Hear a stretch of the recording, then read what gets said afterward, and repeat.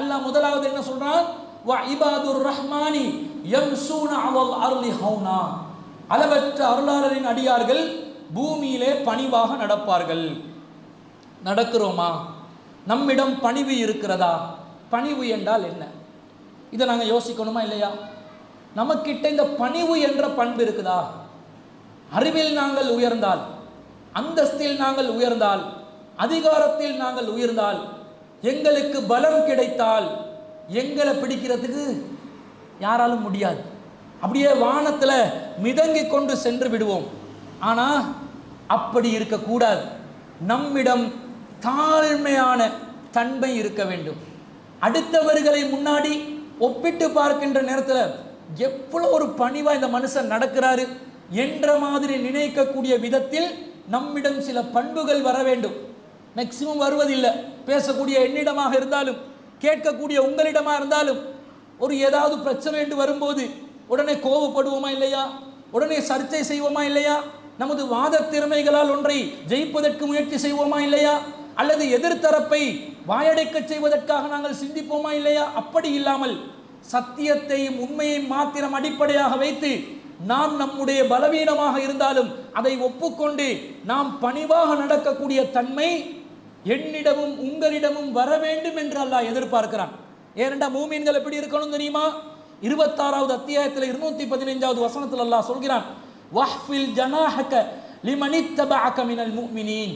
நபியே, மூமின்கள்ல உங்களை யாரெல்லாம் பின்பற்றுகிறார்களோ, நம்பிக்கையாளர்கள் இருக்கிறார்களே, அவர்களுக்கு முன்னாடி உங்களுடைய சிறகுகளை நீங்கள் தாழ்த்தி கொள்ளுங்கள்.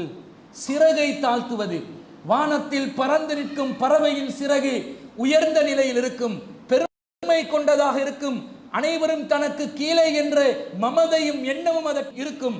ஆனா கீழே இருந்து சிறகுகளை விரித்தாலும் அந்த சிறகுகளை தாழ்த்தி கொண்டு இருக்கக்கூடிய ஒரு பறவையை நீங்கள் பார்த்திருக்கிறீர்களா? அந்த பறவை எத்தகைய நிலையில் இருக்கும் என்றால், அது சிறகை விரித்திருந்தாலும் உயர்ந்து பறக்காது. அது தாழ்ந்த நிலையில் சிறகுகளை வைத்திருக்கும். காரணம், அந்த சிறகுகளுக்குள்ளே அதனுடைய குஞ்சுக்கள் இருக்கும், குட்டிகள் இருக்கும். அவற்றுக்கு அன்பு கொடுப்பதற்காக, அரவணைப்பு கொடுப்பதற்காக, பாதுகாப்பு கொடுப்பதற்காக விரித்த சிறகையும் தாழ்த்தி இருக்கக்கூடிய ஒரு பறவையின் உவமையை மெட்டாஃபர் என்ற மீனிங்ல உவமையான நிலையில் அல்லாஹ் ரப்புல் ஆலமீன் பேசுகிறான். மூமீன்களிடம் இந்த பணிவை நீங்கள் வெளிப்படுத்த வேண்டும். வெளிப்படுத்துறோமா? நம்முடைய வேலைக்கு வர ஒருத்தன்கிட்ட இந்த பணிவை நம்ம காட்டுறோமா? நம்முடைய பணியாளர்களிடம் இந்த பணிவை காட்டுறோமா? வீட்டு வேலைக்காக வரக்கூடிய வேலைக்காரிகளிடம் இந்த பணிவை நாம் காட்டுகிறோமா?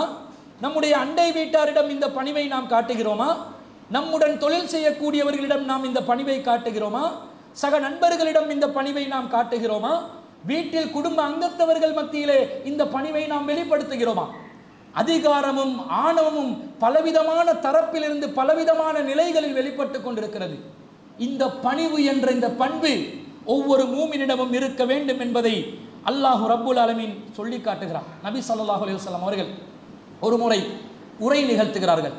காம ஃபீனா ரசூலுல்லாஹி ஸல்லல்லாஹு அலைஹி வஸல்லம் தாத்த யௌமின் ஹதீபன்.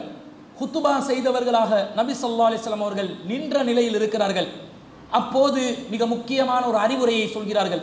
வ இன்னல்லாஹ அவ்ஹா இலைய. அல்லாஹ் எனக்கு வஹி மூலம் அறிவித்திருக்கிறான். என்ன வஹி மூலம் அறிவித்திருப்பான்? அல்லாஹ்வை வணங்குமாறு, ஷிர்க் செய்யாமல் இருக்கும். இப்படித்தானே முக்கியமான விஷயத்துக்கு அவ்ஹா என்ற வார்த்தையை சொல்லி ரசூலா சொல்லுவாங்க. ஆனா இங்கே ரசூலா சொல்றாங்க, அன்தவாலு ஹத்தா லா யஃப்கர அஹதுன் அலா அஹதின். நீங்கள் அனைவரும் பணிவோடு நடக்க வேண்டும். ஒருவர் ஒருவரை பெருமை அடிக்கக்கூடிய விதத்தில் நீங்கள் நடக்கக்கூடாது என்று அல்லாஹ் எனக்கு வஹி மூலம் அறிவித்திருக்கிறான். பணிவாக நாம் இருக்க வேண்டும். நமது பணிவை வெளிப்படுத்த வேண்டும்.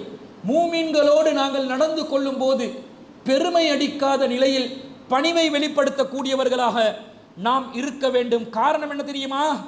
இந்த பெருமை என்பது எனக்கும் உங்களுக்கும் சொந்தமான ஒன்றல்ல.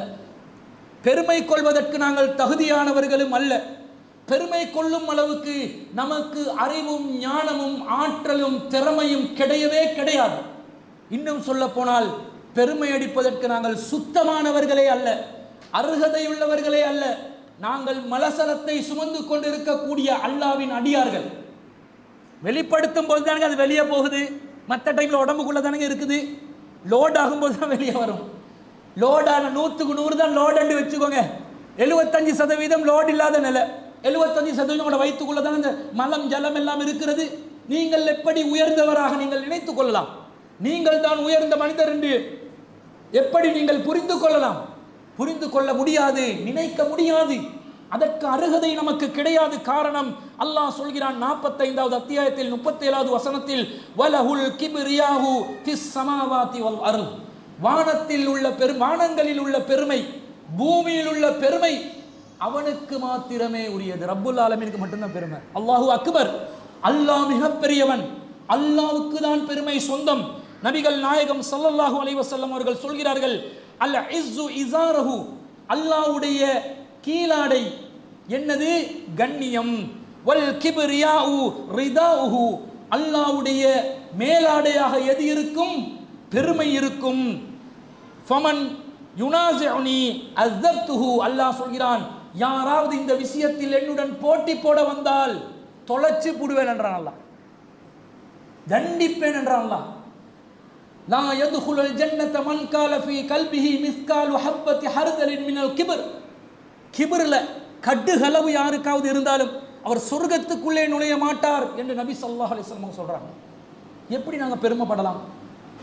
பணிவுக்கு எதிரானது பெருமை, பணிவுக்கு எதிரானது கர்வம்.